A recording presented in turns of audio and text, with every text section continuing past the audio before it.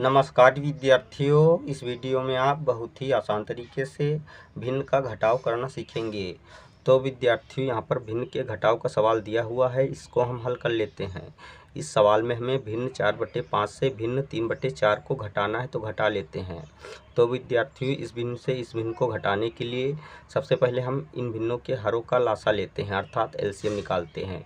तो चलिए हम संख्या 5 व 4 का यहाँ पर एलसीएम निकाल लेते हैं।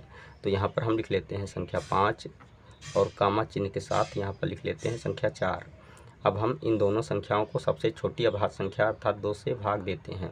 तो यहाँ पर हम संख्या 2 लिख लेते हैं। संख्या 5 2 से पूर्णतया विभाजित नहीं होती, तो संख्या 5 को ऐसे ही उतार लेते हैं।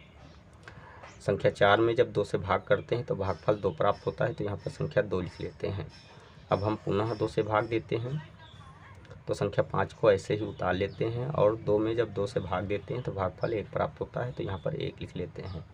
अब हम संख्या 5 से भाग देते हैं, तो यहाँ पर संख्या 1 प्राप्त हो जाती है और इस 1 को उतार लेते हैं।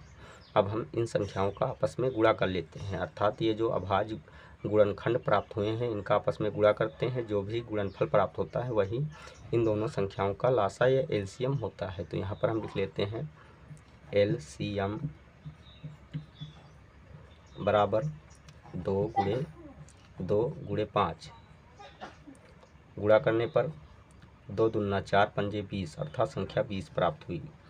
तो संख्या 5 व 4 का एलसीएम 20 प्राप्त हुआ।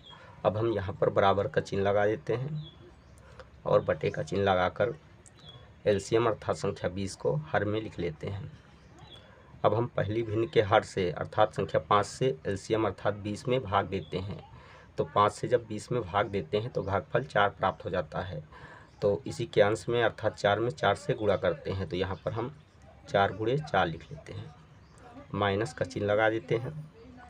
अब हम इसी तरह दूसरी भिन्न के हर से अर्थात 4 से 20 में भाग देते हैं, तो भागफल 5 प्राप्त होता है। तो इसी के अंश में 5 से गुणा करते हैं, अर्थात लिख लेते हैं यहाँ पर 3 गुणे 5। अगले स्टेप में बराबर का चिन्ह लगा देते हैं। 4 का जब 4 से गुणा करते हैं तो संख्या 16 प्राप्त होती है, माइनस का चिन्ह लगा देते हैं। और 3 का जब 5 से गुणा करते हैं तो संख्या 15 प्राप्त होती है, बटे में संख्या 20 लिख लेते हैं। अगले स्टेप में 16 से जब 15 घटाते हैं तो संख्या 1 प्राप्त होती है, तो अंश में 1 लिख लेते हैं और बटे का चिन्ह लगाकर हर में 20 लिख लेते हैं। तो विद्यार्थी, इस प्रकार भिन्न 4/5 से भिन्न 3/4 को घटाने पर घटाव भिन्न 1/20 प्राप्त हुई। यही आंसर है।